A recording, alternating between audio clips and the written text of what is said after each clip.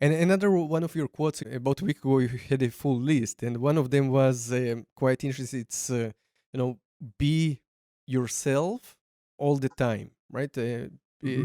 A great leader is himself. He's true to himself. He is not fake, right? So that's what Hmm. you mean, right? So you are Yes. always the same when you're talking with your bosses. You're always the same when you're talking with your colleagues.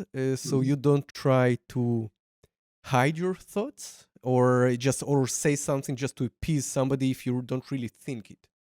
Right. What I think is we're all different people and we have different ways of expressing ourselves. And if we start being fake with one person and honest with another, it is going to show.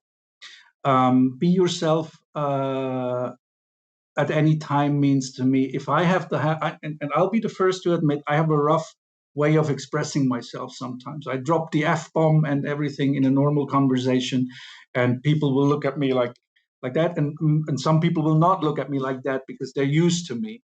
But I do that whether I speak to my manager's manager, I would whether I speak to a CEO or whether I speak to my friends or colleagues in the team. Um, because if I'm not myself, they will notice that.